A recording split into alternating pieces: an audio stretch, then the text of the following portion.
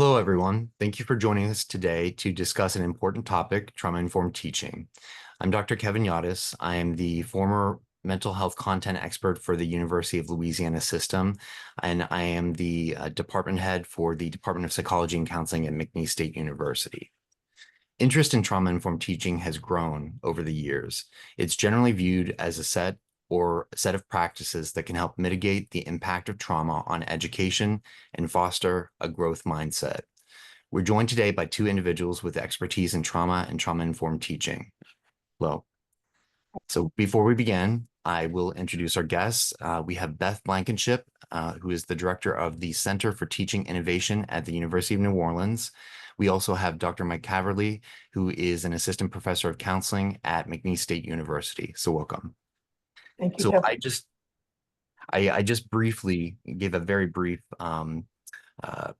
definition of trauma-informed teaching, but I'd like to see what both of you, the experts in the field, have to say. So Beth, what is trauma-informed teaching and why is it important in higher education? Thank you, Kevin. Thanks so much for this opportunity.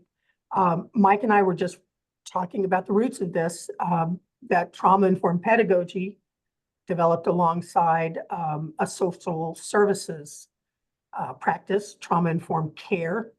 I think one of the original articles is by Follett and Harris, going back to 2001. But we saw it take on a higher profile in higher education and in K through 12, starting with COVID lockdown. And since then, of course, we've had a number of other reasons to think about trauma in our classroom here in South Louisiana, where our faculty and students are pretty much where anything can happen, right? Pandemic, hurricanes, tornadoes, fires. We had a saltwater intrusion. I can't even go through a list, Southeastern with a cyber attack.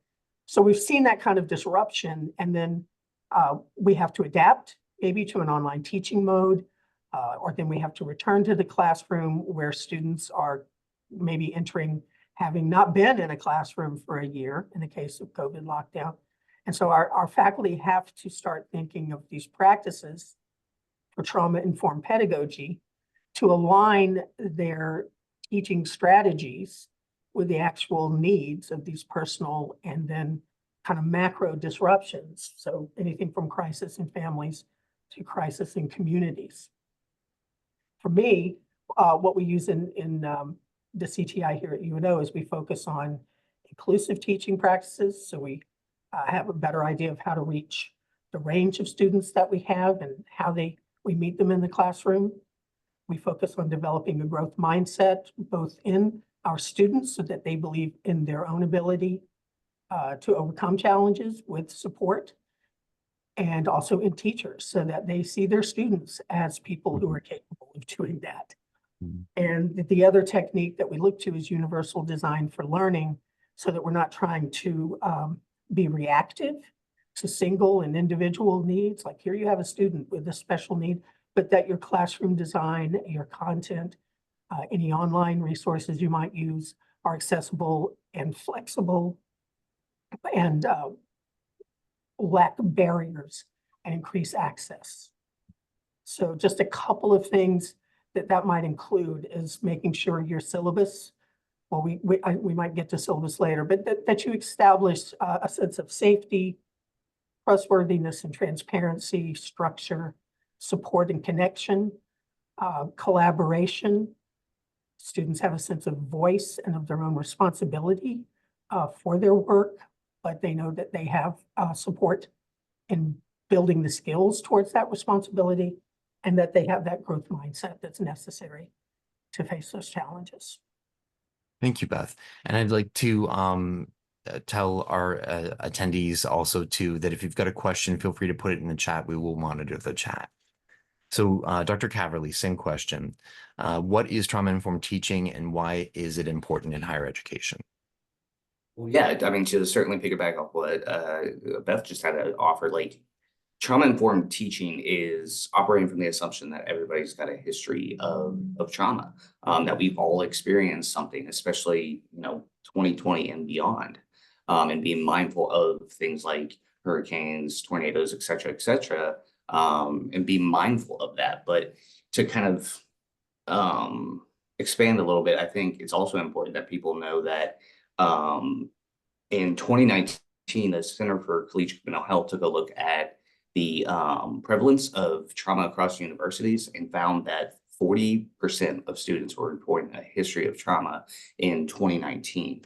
And that's really important because thinking in a class of like 30 students, that's nearly like 8 or 9 students that may have a history of trauma that we need to be mindful of. And those types of things I think are really important when it comes to like syllabi design and stuff like that. And I even went as far this semester to actually offer just a welcome statement and kind of just introduction to myself and what I do and kind of my background.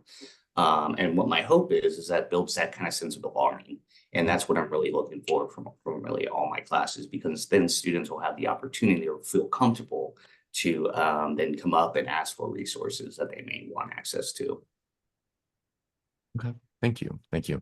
All right, so for the remaining questions, answer as you see fit, okay? So what are some common misconceptions about trauma-informed teaching and how can they be addressed?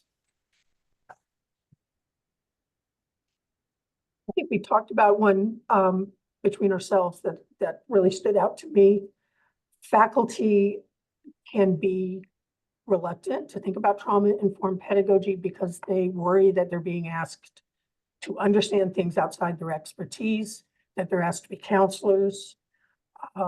We all have stories of students coming to us with stories about their needs or something going on in their lives that are alarming, and we want to help. We want to be able to do something about that. And we may step outside of our boundaries and not do the right thing. We may want to try to solve that problem ourselves rather than refer them to the right people on campus for help.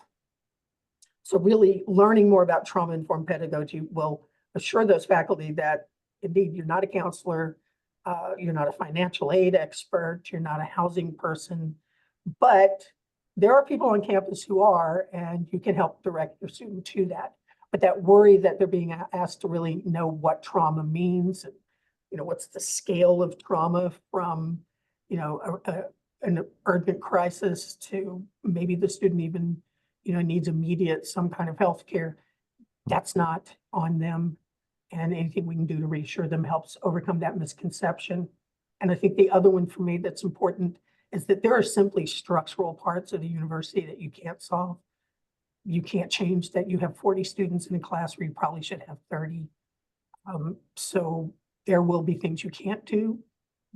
Those are outside of your purview, and anything we can do in the center here to assure them of just find the things that you can control, which is how your students can communicate with you in the classroom, how you share your how the class is going to progress, what kinds of options you have for them to seek help when they encounter problems. That's what you could do. Yeah, and I think also just to kind of expand on that is, I mean, it can be small things too that are very achievable and not, game changers for students. As an example, I think saying, a client with a history of trauma as opposed to a traumatized client, that is a little less stigmatizing. And that's something that I think faculty could certainly also do, just to kind of continue to work on the stigma and kind of normalize that process. I also think that, like, in a really weird way, developing relationships with counseling centers and just kind of going over to the counseling center and getting a card, just to offer to students, I think can also kind of bridge that gap, so to speak, and just kind of have that engagement in class. I went as far a couple of years ago actually to have one of the counseling center staff actually come to my class and just talk about services, and students may not know about that. I mean, you don't get like taught that in orientation, but it's just kind of one of those things that I think is important as well.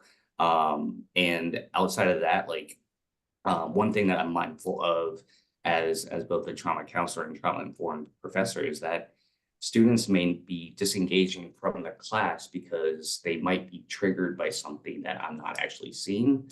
And being mindful of that process too, I think is also really important, because maybe a student's on Amazon or they're scrolling social media or whatever it is. And it could be that they're doing that because they're actually disengaging from the content because it's triggering them in some sort of way. And so be mindful of that too, I think, offers, a unique perspective of saying, well, now I can empathize with this a little bit differently than the students just not engaging in the class. Well, maybe they're not engaging because they can't. And I just think those types of things are just uber important to be kind of mindful of. Okay, thank you. So I wondered too, just as a follow-up to this question, that if the way that we talk about trauma or don't talk about trauma might be a contributing factor to faculty or staff concerns about addressing it. So Beth, this is the work that you do. Same with you, Dr. Caverly. I'm a licensed professional counselor. So when the three of us talk, we may have a shared understanding of what trauma means, but for faculty and staff who aren't engaged with mental health or behavioral health, they may be getting their information from TV or film, and it may look very different. So I'm wondering if when we talk about trauma, sometimes one of the obstacles might be that faculty or staff go to what they consider to be trauma, which may be a very significant individual event. I think that makes Right. a lot of sense. Yeah. No, go ahead. I got to think here for a minute. Please. No, you're good. I would like, I think that, one of the misconceptions that TV, social media, et cetera, does a pretty good job of perpetuating is that trauma is one event, and it may be multiple events. It may be multiple relationships that somebody has had. But I think what we also should be mindful of is what we've been through collectively as a society for the last 4 years. Like collectively, we're all still experiencing some sort of reaction, I'll call it, to everything that we've been through collectively as a society. And that too may be a history of trauma. And I think what's important that, anyone working with students is mindful of is that our normal human reaction to avoidance is 100% normal. The avoidance that may be happening in class or maybe happening with assignments or whatever could be a reaction to the stress that's involved in it, and all the different kind of stressors that we've been through. And just kind of normalizing out that too, I think is also really important for students and faculty as well. I think sometimes faculty can see when you're thinking this is a specific thing, this is a big thing, this is a little thing. It's really unwise to try to compare students' experiences. And well, this one seems legitimate to me, but this one doesn't. One of the practices in growth mindset is to be honest and open about sharing your own challenges with your students. Hey, this was the time as an undergraduate where I struggled in a class similar to this, and here's some of the ways that affected me. So on my personal, I'll share this. When I was an undergraduate, I had a period where I was in a deep depression, and it got in the way, seriously, of me doing as well in my classes as I usually did.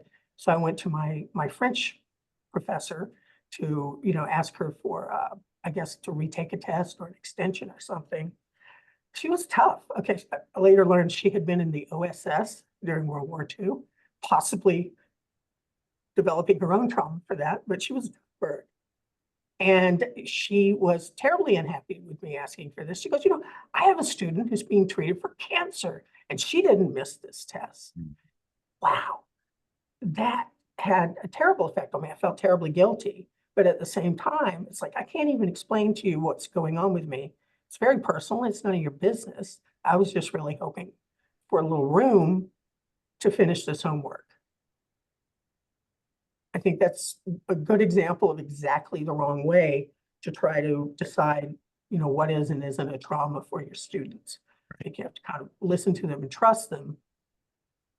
And again, just thinking in terms of your practice, providing some flexibility and alternatives, and maybe not being as wedded to deadlines as we have been over time would mean you don't have to make that judgment call, right? There's there's ways to turn to research and find out what does work. I was just reading an article this week on how, I'm not going to remember the university, but they decided to extend the time allowed on their math exams. And the success on those exams went up, which makes sense. So then we come back to, oh my God, are we losing the rigor? But what the studies show and the evidence shows is that time limit for practicing math skills is really important in early K through 12, because you're learning your timetables, you're doing the memorization stuff. Time limits help with that. But once you've got those skills and you're applying them to solving formulas and solving problems and case studies, that time limit really isn't part of the learning experience anyway. And so why not extend it? And then you have more students getting through that course with the skills intact at the end, the learning outcomes attained, which is our goal. That is why we're in the classroom and that is why we teach. I have to ensure these students can demonstrate to me that they've learned these outcomes.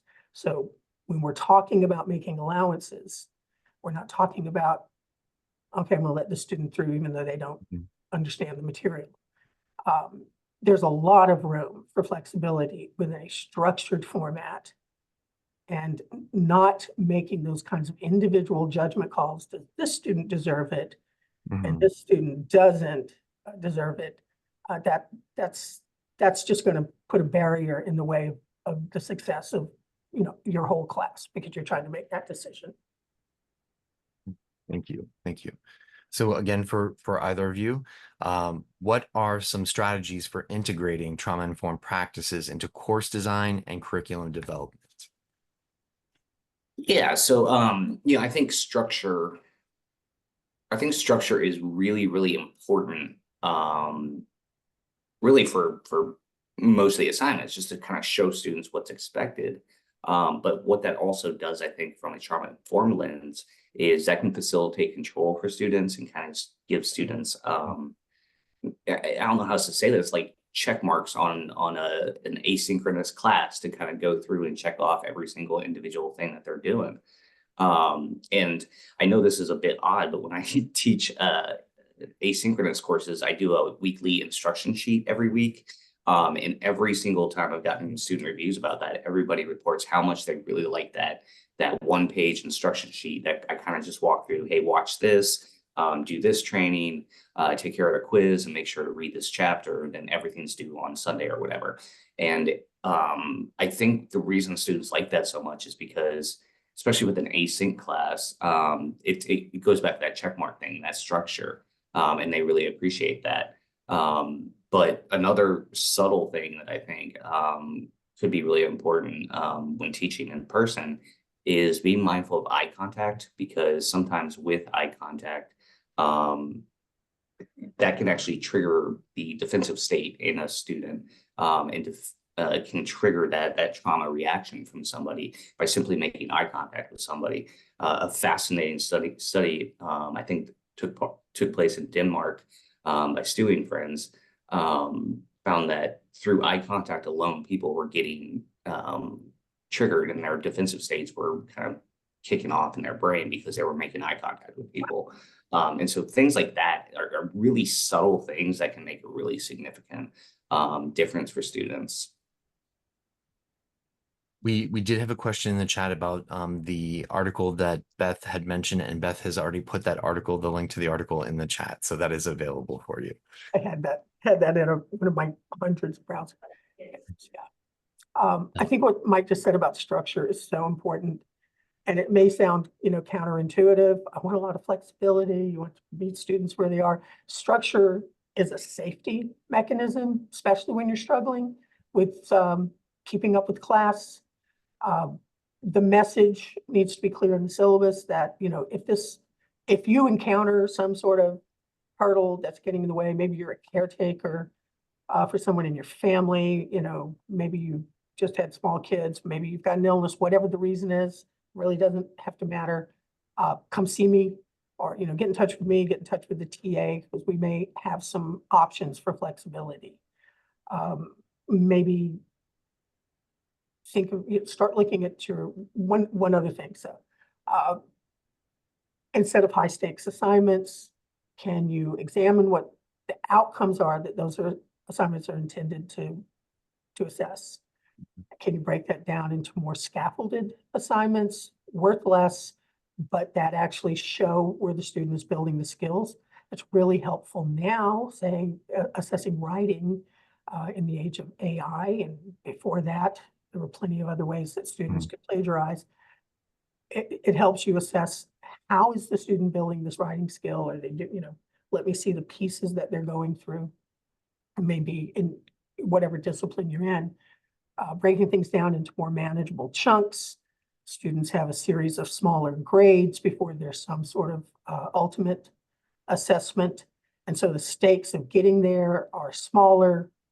The chances for revision and repetition are more plentiful. And so they I didn't get it at this stage, so I'm going to repeat this. So, building that kind of lower stakes throughout as much as you can is really helpful to students who might be struggling. And that means you have more room for deadlines and kind of leaving it up to them. You got to finish this before you can move on to the next thing. So figure out your timeline and manage that. So you're putting some responsibility into their hands, but also it allows them to work it around whatever's going on in their lives. These are all things, again, universal design for learning is the place to find a source for that, figuring out how that might help you in your particular discipline. I think that's my main recommendation for course design. And also, of course, the usual things that you would do for accommodation. Make sure your videos, if you're using them, are captioned, your pictures, images, charts, have some alt text. And if you do that ahead of time, then you're not on the back foot when someone shows up to class and you get a note from your Office of Disability Services. Hey, the student needs that. I've already got it done. All my students have that. And all students benefit from that. I benefit from seeing captions when I'm watching a video because I'm experiencing that content through two senses at that point, and that's repetition. So a lot of these things are just practical pedagogical practices that, again, you're not called on then to try to figure out, diagnose what exactly does this one student need. You're just aware that you've got a range of students presenting at any given time. Okay, so I want to point out that you both mentioned essentially, I'll call it agency for the student in the class, the undergraduate student, the graduate student, and that alone, and Beth, incorporating options or choices, being very mindful of timelines and scaffolding, as you said, could potentially address the trauma response for students without any self-disclosure. Exactly. And I think that's important because I don't expect that students necessarily will feel comfortable disclosing to me. I mean, I hope they know that at least maybe their teacher can provide them some reference to the counseling center. But we put all that information in a single sheet that teachers provide with their syllabus, and it's also in all the Canvas sites. Here's a link to all the student services on campus, and that includes counseling. It includes the food bank. Actually, we're just adding that this semester. We overlooked it. Faculty helpfully emailed and said, why don't you include this? So our faculty are there, they're thinking about it, but I don't expect that students will know. I mean, sometimes you just have to notice that something's wrong. The student is off, right? They look, they're in the same clothes for several days, or they're clearly not sleeping. There's some kind of change. And in that case, maybe you can reach out. But if you're waiting for a student to self-disclose, then that may be someone who never gets help. Exactly. Okay. So what are some best practices for collaborating with campus mental health resources to support students affected by trauma?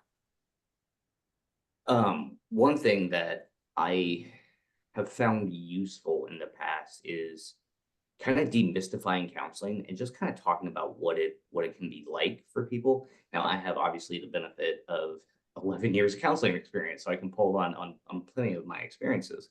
But one thing I just kind of remind students is that you know, a lot of people reach out to counseling, and a lot of people want access to support. And I very intentionally say want, because I want my people to not feel like they need that resource or that they have to go to that resource or something like that. A lot of people actually want to go to counseling and want the experiences of just having someone to chat with and just kind of having that confidential space that we so rarely get in our personal lives. Like, we don't get the opportunities to sit down with another human and have all of the attention on us. We don't get that from our normal society, and I think that just reminding students and demystifying that process. And I go as far as well. Like, I have no problem telling my students that I've been to counseling. And I thoroughly enjoy it, and I share my experience, and I'm vulnerable with my people. I think that allows them to then say, hey, maybe I want to access that resource. What do I actually do? How do I make that phone call? I think in this day and age too, especially with undergraduates, kind of being mindful that some students may have simply never made that phone call. They are too used to making appointments online, which is ideal in a weird way. But at the same time, like, they may need to make an appointment over the phone or in person or something like that. And sometimes, like, I'll even just walk students over to the counseling center just to kind of show them where it is, if that's something they want to access. And I just think it's important, just to demystify it a little bit. Mhm. Mike, I'm curious. We're talking about a wide range of students. We have lots of non-traditional, but we also have a lot of traditional age students show up. It strikes me, is this possibly like the first time in their life that it's up to them and they're not worried about what their parents are thinking? Yeah. They may feel very vulnerable and have needed something like this resource, but would never have gone to their parents, or maybe the parents are part of the problem. I don't know. Yeah, and I think that a lot of people, especially, I'm just kind of like processing my own experience at 18, 19 years old, and all the various challenges I had. And if I could just tell myself not to get a credit card, then just start there, no credit cards. But like, it's just one of those things, like, maybe students just want that validation. They want the validation that, hey, I did pick the right major, and I do know how to do, I can make an appointment with the car insurance company or something like that. Like those types of like grown up things are things that everyone struggles with, and I think that the more we can normalize that as humans, because we've been there too, right? I just think that's important, because it is hard to kind of be vulnerable, be on your own, and make all these kind of huge decisions about like financial aid and whether or not you're going to take a Stafford loan or a whatever type of loan. Like, those are really big decisions that at least, when I was counseling at universities, I would kind of step back and think about how this student is asking for validation. That's what they are actually after from this whole experience. It's not, super deep trauma-informed counseling. It's not like, some Freudian kind of thing. It's just straight up what the student actually needs is validation. They need to be normalized, and this whole process needs to be normalized. Because on top of all that stress, you also have 4 or 5 classes that you're taking, and the challenges there that go into that too. What about other collaborations that you're aware of on our campuses with their campus counseling centers? I believe our student affairs office at UNO, I really admire the work those folks do. They run the food bank, which is I just remembered when that started, kind of being dumbstruck that we needed it. Mhm. And but yes, we do. I donate it. I donate to it, out of my little paycheck. They go ahead and you can make an automatic donation. They've really succeeded in making that a part of our campus life.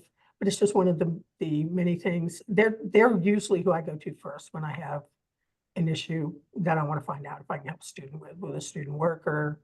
I hadn't really thought about the fact that at the end of the spring, a lot of students have to go find somewhere else to live because they're not attending over the summer, so they're not going to have their dorm room. And, in some cases, maybe going back home to the parents isn't a safe thing, or maybe they don't, the parents live out of state and they don't want to relocate. So Student Affairs isn't going to be able to find them a home, but they can help them find the resources.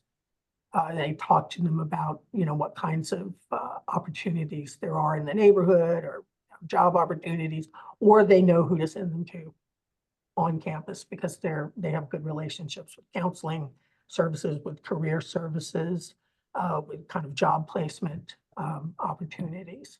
So knowing your student affairs folks, I think as a faculty member, I didn't pay a lot of attention to that when I was teaching, but now in the position I'm in where I get to work with a lot of different departments, I've learned a lot about how valuable they are. So I would recommend that. Yeah, absolutely. And at McNeese, I know we have the writing center that actually does everything online, where students can just send in a paper and just email it, get feedback on structure or whatever.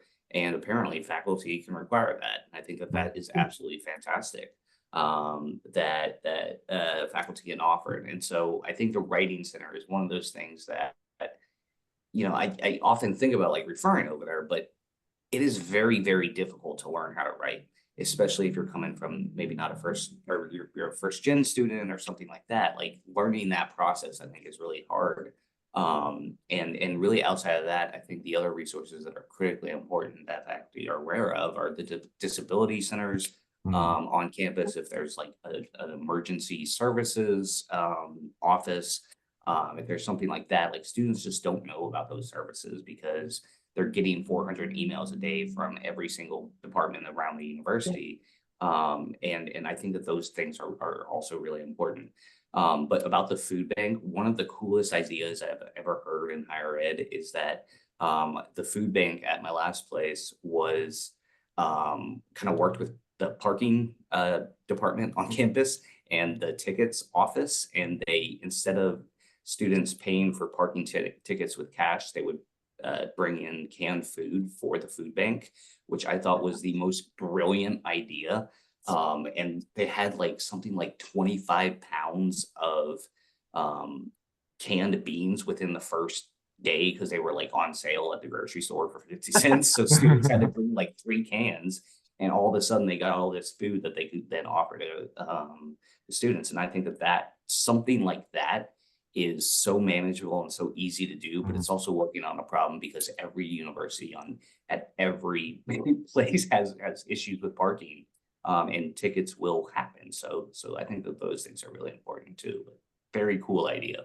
That is a great idea. I'm going to pass it on to my SGA or student government contacts. I think that would probably be who would have to post something like that.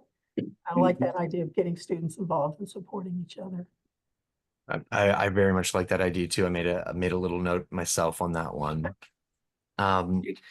What are some effective ways to create a trauma-informed syllabus? Okay.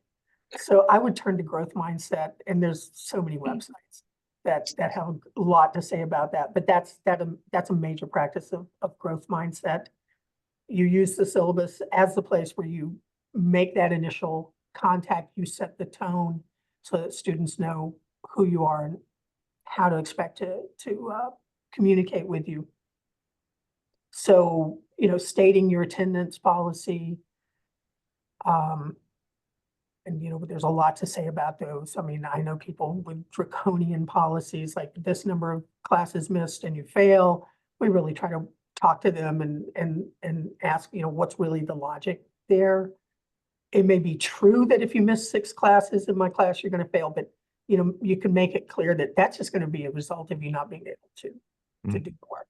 But not just adding up numbers, but making that policy clear, making it clear that here, if there is some flexibility in my course, how does the student connect with that? What do they need to do to contact me? Making that growth mindset belief clear in your syllabus. This is a challenging course. It is normal for this course to be challenging. It's normal for you to feel like it's not something you can just walk through easily. And when you hit some of those challenges, the learning experience is going to happen there. And here's how you should contact me or the TA. Come see me in my office hours. You might want to make clear in your syllabus what that means, because they're first generation students that aren't going to know what office hours are. We've had students say, I thought that meant you're in your office and you don't want to be disturbed, you're working. Oh, wow. Okay. Oh, yeah. And it makes sense when I heard it. Mhm. So you may want to rename it, this is my open door time, or this is my open tutoring time. Come and see me anytime during these hours. Just make that really explicit. They may not make those assumptions on their own. You can talk about how you'll deal with deadlines, not just stating it, but how will you deal with it if they can't meet it? And all these things we've been talking about, these collaborative resources, the syllabus is a great place to list those. Mhm. I know you can succeed in this class. You're not walking in the door necessarily with everything in place to do that. And we have these resources on campus for you. Here's where the tutoring center is. And at UNO, where our tutoring is more spread out through the department. So if I'm in a math course, there's a math tutoring center. Here's the hours, here's how you find it. I can walk you there and the TA can direct you there if you don't know how to get to it. Here's where the counseling center is. If you're having personal struggles, here's where the food bank is. Here's where financial aid is, right? Let them know where these things are. Any kinds of resources. We have an online 24-hour tutoring tool in our Canvas website. We have how to use Canvas for students. So any of those things that you can add in the syllabus are ways to offer that structure and answers so students aren't having to go find them themselves. But I think establishing that tone that you believe that they can succeed in this class, that the class is going to be challenging, and that should not be a message to them that they don't belong, they do belong. So that sense of belongingness, that they have a schedule that they'll need to set and follow, but that you're there to help them, and that when they encounter those challenges, there are resources, and if they don't see them listed here, come and talk to you. Absolutely. And I think also, just to kind of piggyback off that for a sec, getting out of the office, like physically going over to the student center, or if it's, hopefully nice out. I mean, of course, it's a little toasty right now, but going outside and just working outside and answering emails outside or something like that. I think that, certainly one of the things that I try to pride myself on with all my classes is that I'm approachable. I want my people to feel like they can come up and chat, because then I can refer them to those resources if I'm chatting to them one-on-one, as opposed to everyone. Like, students may not want to put their hand up and say, hey, I actually need access to support. And I think other things that are really important, there were some very complicated, challenging things that kind of come up in the field of, I'm teaching counselors how to be counselors. And so there's a lot of really complicated kind of processes that students need to go through. And one of them was signing up for the national exam. And so what I did is, instead of kind of sending students an email on how to sign up for the exam, I just did a 5-minute video, and I just walked them through the website, showed them like kind of, how every website, every process has some little wonkiness to it, and you kind of got to click one thing to get 17 other things to work. I'm sure you've experienced that, Beth, with Canvas, but it's kind of one of those things, like just facilitating that control with a video, I think can also be really beneficial for people. You kind of led me into my follow-up. So we were talking about trauma-informed practices for syllabi. What about the learning management system? What about the LMS? We're almost all on campus. Mm-hmm. What we've built into our LMS is guides for student use. We have like a quick start guide for our own students. And we also, in every course, we have a list of student resources for using the LMS, but also the list of campus resources, important dates, policies. I think we began with that as a student resource, but now we realize it's also helpful to the faculty, because those are all things that when you look at quality matters or other standards, those are things that should be included somewhere in the syllabus for every course. And, look, we've done half of this for you. Focus your syllabus on communicating what's going to happen in your classroom. So you can you can check off these 3 standards right here. So I like doing that. I'm glad, and it takes a little pressure off of faculty. Um, yeah, and one thing, I think that can be done on Canvas and I'm sure other LMS is that just limiting the amount of buttons and Mhm. I know on Canvas there's 400 things on the left side of the screen that students can click through, and in class you may actually only use like 5 or 6 of those. And I think kind of just limiting those buttons just makes everything a little easier to navigate and a little easier to kind of manage. But any type of like online system, I'm always mindful that students may have simply never used this before. Yeah. And so just spending the 10 minutes in class to walk students through Canvas or Moodle or whatever it is, and just showing people like my logic and how I'm publishing these assignments, where you can go to get the most recent announcement, rather than scrolling through your email because you have a whole bunch of emails. Like you could just click here and get to that announcement. And stuff like that too, I think is just subtle stuff that just prevents kind of more uncertainty and more anxiety as a result of that uncertainty, just facilitating a little bit more control, giving students kind of that opportunity. It's not really hand holding, I don't think, in any way, shape, or form. I think what it actually is just making everybody's life that little bit easier, especially in undergrad, because it's such an overwhelming experience to start with anyway. So I'll share something that I did in one of my classes, well, in my undergraduate classes.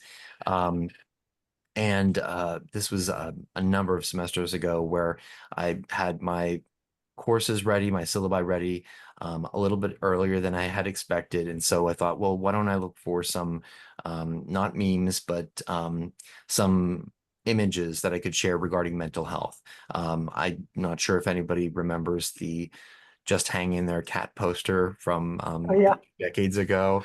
Yeah. So I didn't want it to be superficial like that. But so I found a few things, and my intention was to change the image and maybe a little bit of text every other week. And so I did that.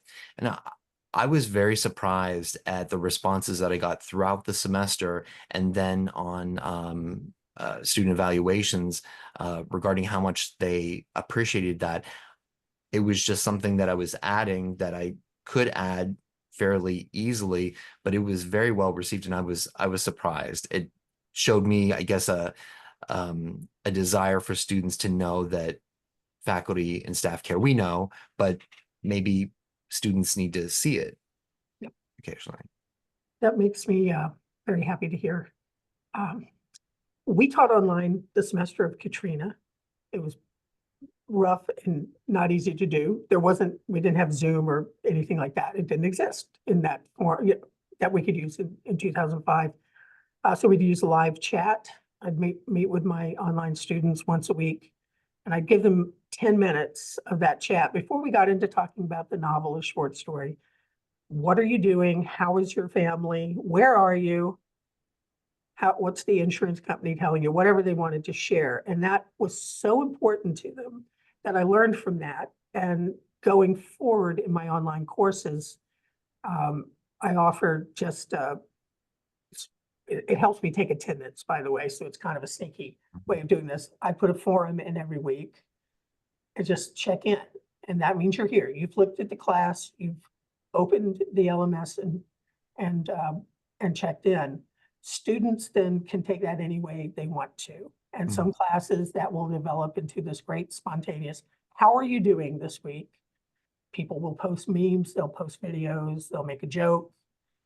They establish a relationship with each other, these people that they're not seeing every week, that I'm not guiding, that I'm not, building parameters for. They're not asking any question other than, are you here? And they are. And I love that when that develops into something creative. Really like that idea. Yeah. So what resources and professional development opportunities are available for faculty or staff who want to learn more about trauma-informed teaching? Yeah, so obviously everybody in the room probably knows about Dr. Brene Brown and all of those incredible resources that she's got, the books. There's a great CBS, ABC something about emotional granulation that Dr. Brown did a couple years ago. And it is just absolutely fantastic. It's like a 25-minute YouTube video. And there's a ton of other resources, I think, out there. But obviously one of the ones that I just find really helpful is the work from Lori Gottlieb, who wrote a book called Maybe You Should Talk to Someone, which is all about counseling and all about the brilliant things that kind of go into it. But she really does a good job now of destigmatizing that process and destigmatizing mental health. And she's got some amazing, I think she's got a podcast that's really good.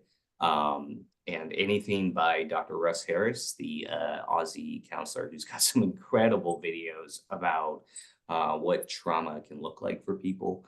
And I, just kind of going out there watching a 5-minute video from Dr. Harris about what avoidance can be like for people, I think it would be a great resource that people could watch. I mean, the videos are very not sciency. I think he's a general practitioner, but very good resources there too. And of course, any of the work by Dr. Alan Shore on modern attachment theory, I think could also be something that y'all will. Making notes, thank you. From my perspective, I'd start by getting familiar with your campus teaching center and finding out what resources we have and workshops. You also might be able through them or just through examining your website, you need to know what the policies are and resources that you have on campus. And that's so much harder for adjunct and contingent faculty. So those in particular, I think, need to look for that. For instance, we were talking, I think you have this at McNeese also, Kevin, we have EAB Navigate. So while I can't tell a student, wow, you need counseling, I need you to go do that, I can let their advisor know I have a student with a problem. That could be an academic problem, but it can be a personal problem that I'm seeing signs of. I don't know for sure, but I want someone to check in with them. So I can go to EAB and there's a tool there. We call it Privateer Success. Whatever your mascot is, there'll be some name, I'm sure, associated with it. And you can file an alert that will go first to someone who kind of sorts through them. And they send that either over to the academic advisors or to someone who can contact them on a more personal level. They can only do it if students respond, but they have their cell, they have their email. And if they live on campus, they will actually go knock on the door if there's something to be truly worried about. But that's kind of the limits for me. But faculty do need to look through your handbook and know where those resources are. That is part of faculty orientation here, describing that. Knowing what your policies are for handling disruptive students, for instance. I think, again, you just need to know that these aren't skills you have to necessarily have built in, but you need to know who on campus is responsible for that, where the food bank is, where's financial aid, any of those kinds of things you can send them to. But in terms of developing your pedagogy and your classroom design, I love the website cast.org, CAST.org, and that is all things universal design for learning. It's huge, and you kind of have to navigate around and find the things that apply to your discipline on top of the general principles. But the general principles are outlined there, and strategies and examples are there. And then again, I'd send people to anything on growth mindset. We do webinars and workshops on growth mindset, but there's lots and lots of simple guidelines just for getting you started to see what that means in your syllabus in the classroom and creating a safe, kind of identity safe classroom. So those are the main resources that I would recommend. Thank you. I made some notes there. Beth, real quick follow-up just about EAB Navigate. So how has that been received by faculty and staff? Because it's an app. It's a phone app, correct? It's an app. It's in our My Apps page, like Microsoft Apps. You can use it on the phone as well. It's been mixed because there's been a process, I would say, over like 10 years. I think we had a different tool before EAB, and we also had, and that went directly to the advising center, and the advising center was not well staffed. And so if you had a bad experience with it, where you didn't get any kind of feedback, because you at least get something in your dashboard now in EAB that says, okay, this was sent and someone contacted the student and here's the outcome. We weren't getting that. And so it was a black hole, it would disappear, and you had no way of knowing was the student helped. So there was some resistance then when that, EAB was put into practice. Our academic advising was made much more professional and expanded number of advisors. It took a little while for people, I think, to show me, let me see that this is improved. And so now I think it's much better received.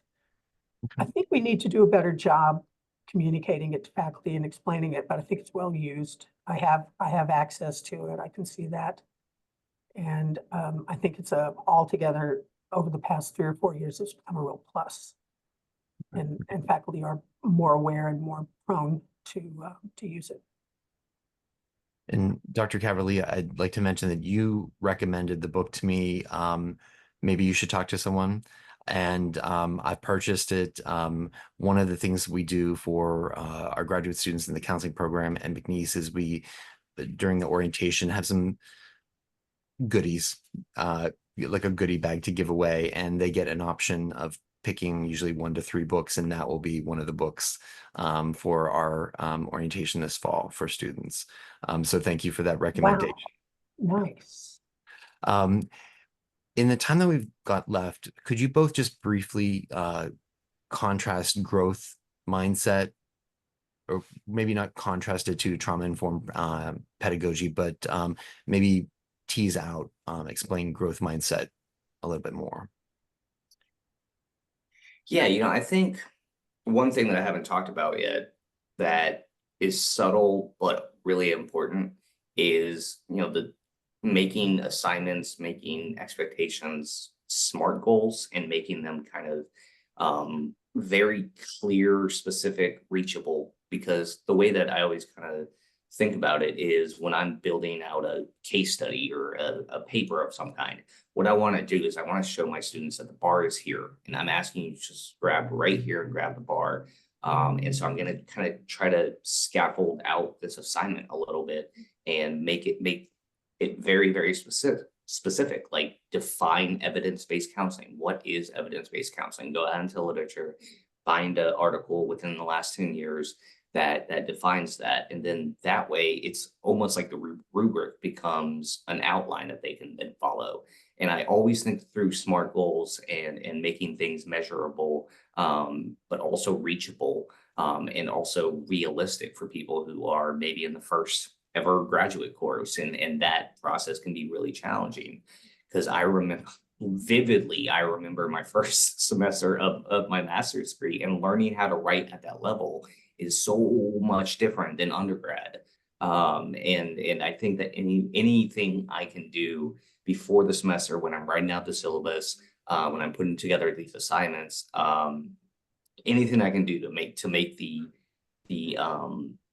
assignment very specific, I think is really important. And it actually saves me time in the long run, because then I can always adapt that assignment to another syllabus or another class or whatever. And it also saves me time in the long run of the questions that you get from the assignment. And those things I think are really important. And I haven't talked about that yet, so I hope that kind of spoke to your question, Dr. Yaudes, a little bit. I would say for me, in looking at growth mindset as part of in relation to trauma-informed pedagogy, is that it's an element of trauma-informed pedagogy, and it helps set a tone that one of the more important things in a growth mindset view is that students understand that they do belong in that classroom. They have a right to be there. They were accepted into the university. They're being advised. They have a support network throughout. And if you flip that over, it's also helping faculty adopt that attitude, maybe get away from some of the attitudes that, this is a course where we flush out the students who don't belong here. Instead, this is a course where it's really important that we retain as many as we can through deliberate practices that help them get from where they're starting to the end. Not everyone will, maybe someone has to do it twice, but acknowledging and creating paths for progress.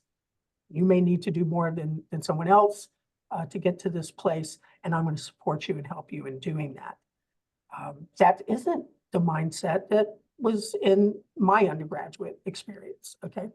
So a lot of us teach the way we were taught, or we feel like, why should things be better for people? They weren't better for me, right? So growth mindset is about growing as a faculty member as much as it is students growing in their belief in themselves. So if you can become that kind of faculty member who fosters that belief in your students, then you are creating a classroom that is safer for students who have experienced some sort of trauma. Thank you. Thank you, Beth. So I want to thank you both for sharing your perspectives today on trauma and how trauma can impact the higher education learning environment. I know that I've been hearing more about the concept of trauma-informed teaching or pedagogy in the past few years as it relates to the pandemic. And you've both helped today to situate that concept in higher education post-COVID and have addressed ways in which faculty and staff can address trauma within the classroom in higher education.